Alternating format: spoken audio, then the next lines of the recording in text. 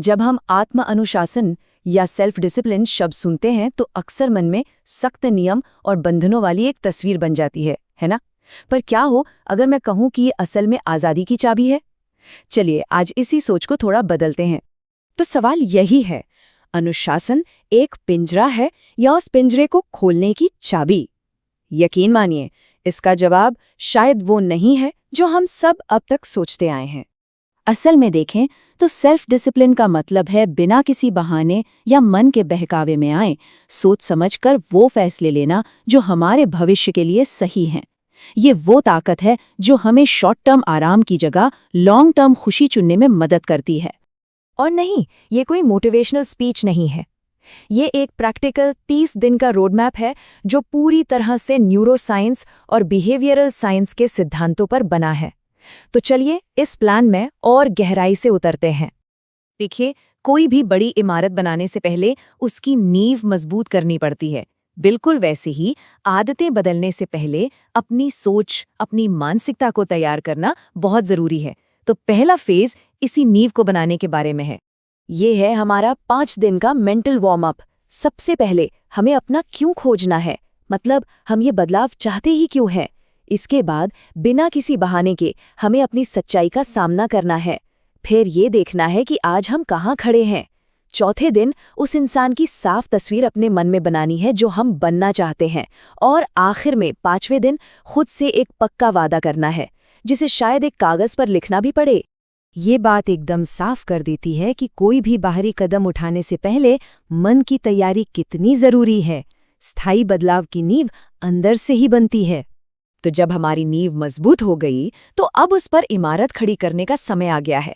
चलिए अब चलते हैं दूसरे चरण पर, जहां हम अपनी आदतों को असल में डिजाइन करना सीखेंगे। अब हमारा फोकस अंदर की सोच से हटकर बाहर के एक्शन पर होगा। हमारी हर आदत, चाहे वो अच्छी हो या बुरी, एक सिंपल 3 हिस्सों वाले लूप में काम करती है। पहला है क्यू, यानी एक इशारा जो आदत को शुरू करता है। दूसरा है रूटीन, यानी वो काम जो हम करते हैं। और तीसरा है रिवॉर्ड, यानी वो इनाम जो हमें उस काम को दोबारा करने के लिए उकसाता है। अगर हमने इस लूप को समझ लिया तो हम किसी भी आदत को बदल सकते हैं। तो अच्छी आदतें बनाने के 3 बहुत ही कारगर तरीके हैं। पहला, माइक्रो हैबिट्स, यानी इतने छोटे काम से शुरू करें कि हमारा मन उसे करने से मना ही ना कर पाए, जैसे सिर्फ 2 मिनट की स्ट्रेचिंग।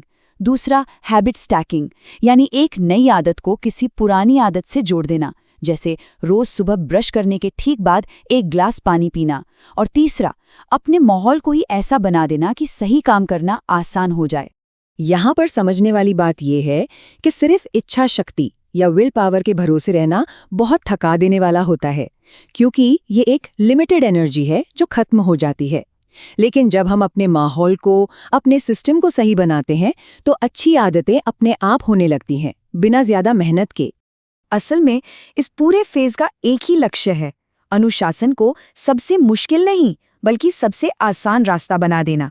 और अब हम आते हैं सबसे गहरे और आखिरी चरण पर, अपनी पहचान को बदलना। ये सिर्फ अनुशासित काम करने के बारे में नहीं है, ये एक अनुशासित इंसान बनने के बारे में है।